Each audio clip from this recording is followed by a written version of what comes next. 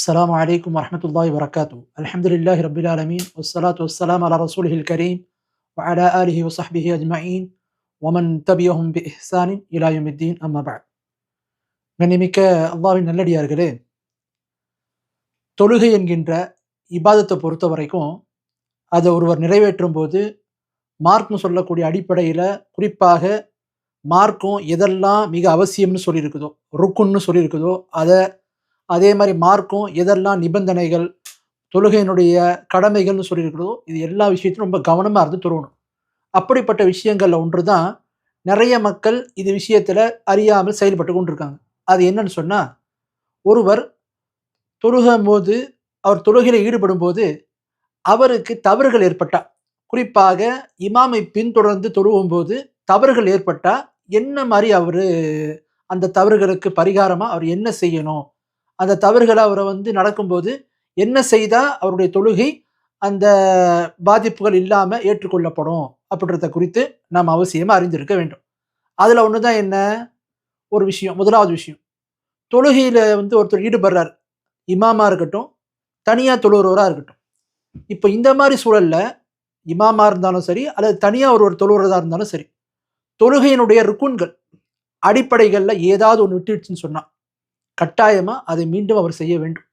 உதாரணத்துக்கு ஒருத்தர் இமாமா தொழுகிறார், அவரு ஒரு சஜ்தாவை மறந்துட்டார், ருக்குவை மறந்துட்டார், அல்லது தனியா ஒருத்தர் தொழுகிறாரு, அவர் சஜ்தாவை மறந்துட்டார் அல்லது ருக்குவை மறந்துட்டாரு, செய்யல என்று சொன்னால் மீண்டும் அதை செய்ய வேண்டும். அப்போ ருக்குனை பொறுத்த வரைக்கும் பார்த்தீங்கன்னா, இமாமா இருந்தாலும் சரி, தனியா தொழுபவராக இருந்தாலும் சரி, கட்டாயமாக அதை மீண்டும் அவசியமா நிறைவேற்ற வேண்டும். நிறைவேற்றி விட்டு பிறகு அவர் என்ன செய்வார், கடைசியில சத்தத்து சஹு என்று சொல்லக்கூடிய அந்த மறதிக்கான அந்த சஜ்தாவை அவர் செய்து கொள்வார். அடுத்து பாருங்க, இது ஒரு நிலை. அடுத்து இரண்டாவது நிலை என்ன, ஒருவர் இமாமை பின்தொடர்ந்து தொழுகிறார், அங்க எப்படி நடந்து கொள்ள வேண்டும் அதை பத்தி தான் பேச போறோம். இப்ப இமாமை பின்தொடர்ந்து தொழுவும் போது ஒருவருக்கு தொழுகையினுடைய ருக்குன்கள், அடிப்படைகள்ல ஏதாவது ஒன்று விடுபட்டு விட்டால் அப்ப அவர் என்ன செய்யணும் என்று பார்த்தீங்கன்னா, முதலாவது அம்சம், ஒருவர் தொழுகையில இமாமோடு ஆரம்பத்திலிருந்து தொழுகையினுடைய அந்த கடைசி வரைக்கும், இமாம் தக்பீரத்துல் இஹ்ராம் ஆரம்பிச்சதிலிருந்து சலாம் கொடுப்பதற்கு முன்பு வரை அவர் இமாமோட தொடர்ந்து வராரு, பின்தங்கல, கரெக்டா இமாமோட ஸ்டார்டிங்ல இருந்து இருக்கிறாரு, முடிகிற வரைக்கும் இமாமோட இருக்கிறார். இது மாதிரி சூழல்ல அவர் ஒரு ருக்குனை விட்டுட்டாருன்னு சொன்னா, உதாரணத்துக்கு இமாம் ருக்குக்கு போகும்போது ருக்குக்கு போல, மேல நின்றுட்டு இருந்தாரு, இமாம் ருக்குல இருந்து எழுந்ததுக்கு அப்புறம் தான் இவர் என்ன செய்யறாரு, ருக்குக்கு போற மாதிரி ஒரு சூழல் ஏற்படுது. இப்போ இவர் என்ன செய்யணும் என்று பார்த்தீங்கன்னா, இந்த மாதிரி தொழுகையில இமாமை பின்தொடர்ந்து தொழுகும் போது ஆரம்பத்திலிருந்து கடைசி வரை இமாமோடவே இருக்கிறாருன்னு சொன்னா, அப்படிப்பட்டவர், அதாவது பின்தங்காம இருக்கிறாருன்னா அப்படிப்பட்டவர் தொழுகையினுடைய ஏதாவது ஒரு ருக்குனை இமாமை பின்தொடரும் போது அவர் விட்டுட்டாருன்னு சொன்னா, இமாம் செஞ்சாரு இவர் விட்டுட்டாரு என்று சொன்னால் இவர் என்ன செய்யணும், இமாம் அடுத்த ரக்காத்தை ஆரம்பிப்பதற்குள் அவர் அதை அறிந்து கொண்டார் என்றால் உடனே அதை நிறைவேற்ற வேண்டும்.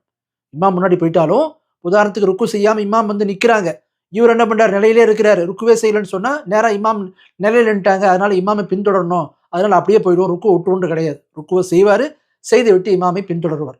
அப்போ இமாம் அடுத்த ரக்காத்தை ஆரம்பிப்பதற்குள் அவர் அந்த விடுபட்ட ருக்குனை செஞ்சுட்டாருன்னு சொன்னா அவருக்கு வேற எந்த விதமான இது செய்ய வேண்டிய அவசியம் இல்லை. விடுபட்டதை செய்து கொண்டாலே போதுமானது, சதத்து செய்ய வேண்டியது கூட செய்யக்கூடாது, செய்ய வேண்டிய தேவை இல்லை. இது ஒரு நிலை. இன்னொருத்தர் என்ன செய்யறாரு, ஒருவர் இமாமை பின்தொடர்ந்து தொழும்போது ஸ்டார்டிங்ல தான் இருக்கிறாரு, அவர் தொழுதுட்டு இருக்கும்போது என்ன செய்யறாரு, அந்த விடுபட்ட விஷயத்தை அடுத்த ரக்காத்து இமாம் ஆரம்பிக்கிறதுக்கு முன்னாடி அறிந்து கொண்டா அதை முதல்ல பார்த்துட்டோம், இமாம் அடுத்த ரக்காத்துக்கு போயிட்டாங்க, அப்பதான் தெரிய வருது, ஒரு சத்தா விட்டுட்டோமே, நம்ம ருக்குவை முன்னாடி உள்ள ரக்காத்துல செய்யலே என்கின்ற மாதிரி அப்பதான் அவருக்கு அது நினைவுல வருதுன்னு சொன்னா, அவர் அந்த விடுபட்ட அந்த ரக்காத்தை என்ன செய்ய மாட்டார், கணக்கில் கொள்ள மாட்டார். மறுபடியும் இமாம் சலாம் கொடுத்ததுக்கு அப்புறம் மீண்டும் விடுபட்ட அந்த அந்த ருக்குனை செய்து விட்டு அதுக்கப்புறம் என்ன செய்வார், அவரு சத்தா சஹு செய்வார். இது இமாமோடு ஒருவர் ருக்குனை விட்டா அவருக்கு ஏற்படக்கூடிய நிலை. அடுத்து பாருங்க, ஒருவர் இமாமை பின்தொடர்ந்து தொழுகிறார், தொழுகும்போது வாஜிபான அம்சங்களை ஒன்றை விட்டுறார். வாஜிபான அம்சம்னா என்ன, ஒரு ருக்குவில் சுபான ரப்பில் அஸீம் ஓதணும், ஓதலை, சஜ்தால சுபான ரப்பில் அலா ஓதணும், ஓதலை, அல்லது தஷவுதை என்ன செய்யணும், ஒருவர் முதல் தஷவுத்தில் உட்காரணும், உட்காரல, இதெல்லாம் என்ன வாஜிபான அம்சங்கள். இப்போ இந்த மாதிரி வாஜிபான அம்சங்களை ஒருவர் இமாமை பின்தொடர்ந்து தொழுகும் போது இமாம் செஞ்சாரு, இவர் விட்டுட்டாரு, இவர் செய்யலை என்று சொன்னால் அப்ப என்ன செய்யணும் என்பதை குறித்து பார்த்தீங்கன்னா, இது இரண்டு விதமான நிலைகள்ல வரும். ஒன்று என்ன, ஒருவர் இமாம் தொழு வைக்கும்போது முதல் ரக்காத்துல வரல, 2வது ரக்காத்துல தான் வந்தாரு. அவருக்கு ஏதாவது ஒரு மறதியில அவர் ஏதாவது ஒரு வாஜிப விட்டுட்டார். இமாம் செஞ்சாரு. இவர் வாஜிபான விஷயத்த விட்டுட்டார். அவர் வந்து என்ன செய்யல, துவா ஓதல, ருக்குல ஓதுற துவா ஓதல. சஜ்தால ஓதுற துவா வந்து ஓதாம இருந்துட்டாரு. இமாமோட 2வது ரக்காத் தான் ஜாயிண்ட் ஆனாரு. இப்ப இவரு என்ன செய்வாரு? எழுந்திரிச்சதுக்கு அப்புறம் ஒரு ரக்காத்த அவர் முழுமைப்படுத்துவார் பார்த்தீங்களா? அப்போ எழுந்திரிச்சிட்ட உடனே இமாம விட்டு அவர் வெளிய வந்துட்டாருன்னா, இமாம் சலாம் குடுத்ததுக்கு அப்புறம் அவர் மீண்டும் என்ன செய்வாரு? விடுபட்ட அந்த ரக்காத்துகளை தொழுவும்போது பின்தங்கினதுனால, அவருக்கு என்ன வாஜிபான அம்சங்கள் விட்டதோ, அதற்கு பரிகாரமா என்ன செய்வார்? அவர் கடைசியில 2 சஜ்தா அந்த மறதிக்கான சஜ்தாவை அவர் செய்து கொள்வார் அப்படின்றத பார்க்கலாம்.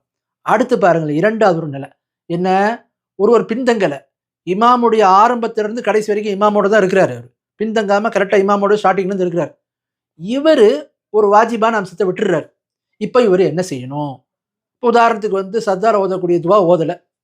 அல்லது ருக்கூல ஓதக்கூடிய துவா ஓதல. ஏதாவது ஒரு வாஜிபான அம்சங்கள, கடமையான அம்சங்கள அவர் செய்யாம விட்டுட்டார். இப்ப அவர் என்ன செய்யணும்? அவரு இமாம் சலாம் குடுத்ததுக்கு அப்புறம் 2 சஜ்தா சஹூ செய்யணுமா? தனியா இவரு என்ன செய்யணும்? நெறைய பேர் என்ன செய்வாங்க? இமாம் சலாம் குடுத்ததுக்கு அப்புறம் தனியா 2 சஜ்தா சஹூ செய்வாங்க. அப்படி செய்யக்கூடாது. மாறா அதுக்கு என்ன சட்டம் என்று பார்த்தீங்கன்னா, ஒருவர் இமாமோடு ஆரம்பத்திலிருந்து இமாம் அந்த சலாம் குடுக்குற வரைக்கும் அவர் தொடர்ந்து இருக்கிறாரு. பின்தங்கல. இமாமோடவே ஆரம்பத்திலிருந்து இருக்கிறாருன்னா, அவருக்கு வந்து வாஜிபான அம்சங்கள் தவறிவிட்டது என்று சொன்னால், அவர் செய்ய வேண்டிய காரியம் என்ன தெரியுமா? ஒண்ணுமே இல்ல. அவருக்கு சஜ்தா சஹூலாம் கிடையாது. ஏன்? இமாமை ஒருவர் ஆரம்பத்திலிருந்து கடைசி வரை பின்தொடர்ந்துட்டார்ன்னு சொன்னா, இமாமோடவே அந்த முழு ரக்காத்துகளையும் அவர் வந்து தொழுகையில் ஈடுபட்டுட்டார்ன்னு சொன்னா, இமாமை பின்தொடர்ந்தார் பார்த்தீங்களா? அந்த ஒரு விஷயமே அவருடைய அந்த தவறுக்கு பரிகாரம் ஆயிடும். தனியா இவரு எதுவுமே செய்ய வேண்டிய அவசியம் இல்ல. இதுக்கு என்ன ஆதாரம் என்று பார்த்தீங்கன்னா, சஹீஹ் முஸ்லிம்ல வரக்கூடிய ஹதீஸ். முஆவியா இப்னு ஹக்கம் என்று சொல்லக்கூடிய ஒரு சஹாபி. அவங்க அல்லாஹ்வுடைய தூதர் முன்னாடி தொழுவுறாங்க. ஒரு ஜமாத் தொழுகையில தொழுவுறாங்க. அப்போ ஒருத்தர் தும்புறாரு. தும்முனதுக்கு அப்புறம் இவங்க என்ன பண்ணாங்க? யர்ஹமுக்குல்லாஹ், அல்லாஹ் உங்கள மன்னிக்கட்டும், அருள் புரியட்டும்ன்ற மாரி என்ன செய்றாரு? அந்த தும்மலுக்கான பதில் இத வந்து அவர் சொல்றாரு. சொன்ன உடனே சஹாபாக்கள் என்ன செய்றாங்க? அவர ஒரு விதமா பார்க்குறாங்க. இவரு என்ன எல்லாம் ஒரு மாரி பார்க்குறாங்கன்ற மாரி இவரு என்ன செய்றாரு? ஒரு விதமா இவரும் ஒரு மிரட்சியா பார்க்குறாரு சஹாபாக்கள். இப்ப சஹாபாக்கள் அவர் அமைதியா இருக்கும்படி தன்னுடைய தொடையில வந்து என்ன செய்றாங்க? தட்டுறாங்க. அப்போ அவர் அமைதியா ஆயிடுறாரு. தொழுகை முடிஞ்சதுக்கு அப்புறம் அல்லாஹ்வுடைய தூதர் ஸல்லல்லாஹு அலைஹி வஸல்லம் அவர்கள் அந்த முஆவியா பின் ஹக்கம் என்று சொல்லக்கூடிய சஹாபிக்கு புரிய வைக்கிறாங்க. சொல்றாங்க, "இன்ன ஹாதிஹி ஸலாத்த லா யஸ்லுஹ் ஃபீஹா ஷைஉன் மின் கலாமின் நாஸ்." இந்த தொழுகை இருக்குதே, இதுல மக்கள் பேசக்கூடிய எந்த ஒரு பேச்சு என்ன செய்யக்கூடாதுல்ல, பேசக்கூடாது. அது மாரி செய்யக்கூடாது. இப்ப நீங்க சொன்னீங்கல்ல, இது தொழுகையில் இல்லாத விஷயம். அந்த துவா ஓதுனது தொழுகையில் இல்லாத விஷயம். அது மாரி விஷயங்கள நீங்க இங்க தொழுகைக்குள்ள செய்யக்கூடாதுன்னு சொல்லிட்டு, "இன்னமா ஹுவ தஸ்பீஹ் வத்தக்பீர் வகிராஅத்துல் குர்ஆன்." நிச்சயமா அந்த தொழுகை என்பது தஸ்பீஹ், தக்பீர் அதே மாரி குர்ஆன் ஓதுதல் தான் என்று அல்லாஹ்வுடைய தூதர் ஸல்லல்லாஹு அலைஹி வஸல்லம் சஹாபிகிட்ட சொன்னாங்க. இப்ப இந்த ஹதீஸ் நமக்கு என்ன விளங்குதுன்னா, தொழுகையில தொழுகை அல்லாத வார்த்தை பிரயோகங்கள பயன்படுத்துறது தவறு. கூடாது. தொழுகையில அந்த மாரி பண்ணக்கூடாது. தொழுகையில தொழுகைக்கான திக்ருகள, தொழுகைக்கான துஆக்கள மட்டும் தான் சொல்லணும். அதல்லாத மத்த விஷயங்கள சொல்லக்கூடாது தொழுகையில. இப்ப இவங்க என்ன பண்றாங்க? தொழுகையில் இல்லாத ஒரு வார்த்தைய வந்து கொண்டு வந்தாங்க. இப்ப அல்லாஹ்வுடைய தூதர் என்ன பண்றாங்க அவங்க இடத்துல? நீங்க வந்து சத்தா சஹூ செய்யணும் அப்படின்னு அவங்க சொல்லல. அல்லாஹ்வுடைய தூதர் எந்த ஒரு கட்டளையும் அவங்களுக்கு இடல. உங்களுடைய தொழுகையில நீங்க இத செய்ததுனால, உங்க தொழுகையில இந்த தவறு நடந்துட்டு, இதற்கு பரிகாரமாக நீங்கள் சத்தத்து சஹூ செய்ய வேண்டும் என்று சொல்லல. அதே மாரி அந்த சஹாபி எதுவும் செய்யல. அப்போ சொல்ல வேண்டிய அந்த இடத்துல ரசூலுல்லாஹ் எதுவுமே அவங்களுக்கு தெரியப்படுத்தாம, வெறும் தொழுகையில இப்படி சொல்லக்கூடாதுன்றத மட்டும் தான் சொன்னாங்க. அப்போ அவசியமா தெரியப்படுத்த வேண்டிய ஒரு நிலையில அல்லாஹ்வுடைய தூதர், நீங்க சஜ்தா சஹூ செய்யணும்னு சொல்லல. உங்களுக்கு இந்த தவறுக்கு பரிகாரமா நீங்க இத செய்யணும்ன்ற எந்த விஷயமும் சொல்லல. அப்ப நமக்கு என்ன விளங்குதுன்னா, இமாமோடு பின்தொடர்ந்து ஒருத்தவங்க தொழுவுறாங்கன்னா, கடைசியில ஸ்டார்ட்டிங்ல இருந்து லாஸ்ட் வரைக்கும், அது மாரி சூழல்ல ஆ பின்னாடி தொழுவக்கூடியவங்களுக்கு அவங்க வந்து ஏதாவது வாஜிபான விஷயங்கள வந்து விட்டாலும் சரி, இந்த மாரி விஷயங்கள் அவங்களுக்கு என்ன பரிகாரம் இல்ல. இமாமை பின்தொடர்வதே அவங்களுக்கு அது பரிகாரமா போய்விடும் அப்படின்றத நம்ம பார்க்கலாம். இதற்கு இன்னொரு ஆதாரம் கூட பாருங்க. அல்லாஹ்வுடைய தூதர் ஸல்லல்லாஹு அலைஹி வஸல்லம் அவர்கள் சொல்றாங்க, புகாரில வரக்கூடிய ஹதீஸ் 722வது நம்பர் ஹதீஸ். அபூ ஹுரைரா ரலியல்லாஹு அறிவிக்கிறாங்க. ரசூலுல்லாஹ் சொல்றாங்க, "இன்னமா ஜுஇலல் இமாமு லியுத்தம்ம பிஹி." இமாம் ஏற்படுத்தப்பட்டிருப்பதே நீங்க அவரை பின்தொடர்வதற்காகத்தான். ஃபலா தக்தரிஃபு அலைஹி. எனவே நீங்க அவருக்கு என்ன செய்யாதீங்க? மாற்றமா முரண்படாதீங்க. இமாம வந்து ஒரு காரியம் செய்யப்போ நீங்க வேற ஒரு காரியம் செய்ற மாரிலாம் போகாதீங்க. இமாம நீங்க பின்தொடர்ந்துட்டே போங்க. ஃபஇதா ரகஅ ஃபர்கஉ. நீங்க ருக்கு செய்தா, அவர் ருக்கு செய்தா நீங்களும் ருக்கு செய்யுங்க. வஇதா கால சமி அல்லாஹு லிமன் ஹமீதா ஃபகூலு ரப்பனா லக்கல் ஹம்த். இமாம் வந்து சமி அல்லாஹு லிமன் ஹமீதா சொன்னா நீங்க ரப்பனா லக்கல் ஹம்த் சொல்லுங்க. வஇதா சஜத ஃபஸ்ஜுது. அவங்க சஜ்தா செய்தா இமாமு, நீங்க பின்னாடி தொழுறவங்க நீங்களும் சஜ்தா செய்யுங்க. இமாமுக்கு முரண்படாதீங்க அப்படின்ற மாரி ரசூலுல்லாஹ் சொன்னாங்க. இப்ப இந்த ஹதீஸ் என்ன? இமாமை பின்தொடரும் போது ஒருவர் அவருக்கு மாற்றமா போகக்கூடாது. அது அப்படியே பின்தொடர்ந்து போகணும் அப்படின்றத பார்க்குறோம். இப்ப இதுல நமக்கு என்ன விளங்குதுன்னா, இமாமோடு பின்தொடரும்போது சில விஷயங்கள்ல வாஜிபான விஷயங்கள் அவருக்கு தவறிட்டா கூட, இமாமை பின்தொடர்வதனால அவர் என்ன செய்யக்கூடாது? அதுல முரண்படக்கூடாது. அவரோடவே தொடர்ந்து போகணுன்னும் போது என்ன ஆயிடும்? அவருடைய தொழுகை அங்கீகரிக்கப்பட்டுரும், ஏற்றுக்கொள்ளப்படும் அப்படின்றத பார்க்கிறோம். அடுத்து பாருங்க 3வது ஒரு விஷயம். என்னன்னு சொன்னா, பொதுவாவே பார்த்தீங்கன்னா, இதுல 3வது ஒரு ஆதாரம். ஒருவர் தொழுகைக்கு வர்றாரு. வரும்போது அவர் 2வது ரக்காத்துல இமாமோட வந்து கலந்துக்கிட்டாரு. 2வது ரக்காத்துல வந்து இமாமோட கலந்துக்கும்போது அவருக்கு அதான் முதல் ரக்காத். அவருடைய முதல் ரக்காத்துல அவருக்கு என்ன இல்ல? எந்த விதமான ஒரு தஷவுது கிடையாது. ஆனா இமாம் உட்கார்ந்தா அவர் உட்காருவாரு. அடுத்து 3வது ரக்காத் இமாமுக்கு இருக்கும். இவருக்கு 2வது ரக்காத் தான் பின்தங்கினவருக்கு. அவருக்கு 2வது ரக்காத் இருக்கும்போது அவர் தஷவுதுல உட்காரணும். ஆனா என்ன செய்வாரு? எழுந்திரிச்சுடுவாரு. அப்ப என்ன அர்த்தம்? இப்ப 2வது ரக்காத்துல தஷவுது இல்லாம இமாமை பின்தொடரும்போது, ஒருவர் அவரை போன்றே எல்லாம் செஞ்சுட்டு வந்தாருன்னா, அவருக்கு எந்த விதமான ஒரு அந்த கடமையை விட்டார்ன்ற ஒரு நிலை வராது. முதல் தஷஹூத் ஒரு 2 தஷஹூத் வருதுன்னா ஒரு தொழுகையில, முதல் தஷஹூத் கடமை, 2வது தஷஹூத் கடைசி தஷஹூத் வந்து ருக்குன். இப்ப அவருக்கு வந்து முதல் தஷஹூத் என்ன? 2வது ரக்காத்துல உட்காரணும். இமாமுக்கு 3வது ரக்காத்து, இவருக்கு 2வது ரக்காத்து, இவருக்கு உட்காரணும். ஆனா என்ன செய்வாரு இவரு? இமாமை பின்தொடருவார். என்ன காரணம்? இப்ப 2வது ரக்காத்துல அவர் வந்து தஷஹூத விடுறதுனால ஒரு வாஜிப விடுறாருன்னு சொல்ல முடியாது அந்த இடத்துல. அங்க என்ன செய்வோம்? இமாமை பின்தொடர்வதனால அவருக்கு அந்த காரியம் என்ன? அவருக்கு விடுபட்டுரும். அவருக்கு அது தேவையில்ல. அது பரிகாரமா இமாமை பின்தொடர்வது அவருக்கு பரிகாரமா ஆகிவிடும் என்பதை நம்ம பார்க்கிறோம். ஆகவே தான் இது தொடர்பாக இமாம்கள் சொல்லுவாங்க. நவீ ரஹிமஹுல்லாஹ் போன்றவங்கலாம் சொல்றாங்க. இமாமை பின்தொடரும்போது ஒருவருக்கு இந்த மாரி வாஜிபான அம்சங்கள் ஏற்படக்கூடிய மறதி தவறுகளுக்கு இமாமை பின்தொடர்வதே என்ன? அதுவே பரிகாரம் தான். அவர் தனியா சத்தாலாம் ஒண்ணும் செய்ய வேண்டிய அவசியம் இல்ல. இதுல கருத்து வேறுபாடு இல்லாத ஒரு விஷயம் என்று என்ன செய்றாங்க? தெரியப்படுத்துறாங்க.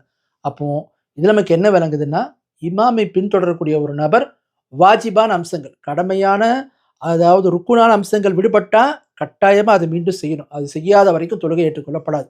வாஜிபான அம்சங்கள் வாஜிபான அம்சங்கள்ல ஒருவர் விட்டார்ன்னு சொன்னா, இமாமை பின்தொடரும்போது, இமாமோடு ஆரம்பத்திலிருந்து கடைசி வரைக்கும் இருக்கிறார்ன்னா, அவர் விட்டாலும் தனியான சஜ்தா செய்ய வேண்டிய அவசியம் இல்ல. இமாமை பின்தொடர்ந்துட்டு அவர் ஸ்டார்ட்டிங்ல லாஸ்ட் வரைக்கும் வந்தாலே, அதுவே அவருக்கு பரிகாரமா ஆகிவிடும் என்பதை நம்ம பார்க்கிறோம். ஆகவே கண்ணியமிக்க அல்லாஹ்வுடையார்களே, சில பேர பார்க்கிறோம். தனியா என்ன செய்வாங்க? இமாம் சலாம் குடுத்ததுக்கு அப்புறம் 2 சத்தா செய்வாங்க. அப்படி செய்வது கூடாது. மாறாக இமாமை பின்தொடர்வதே நமக்கு ஏற்படக்கூடிய தொழுகையில என்ன செய்யப்படும்? அந்த வாஜிபான அம்சங்களுக்கு பரிகாரமா ஆயிடும். ஆகவே நம்ம சொல்ல விஷயங்கள சரியான முறையில புரிவதற்கு அல்லாஹ் நம் அனைவருக்கும் அருள் புரிவானாக. வ ஆகிரு தஅவானா அல்ஹம்துலில்லாஹி ரப்பில் ஆலமீன்.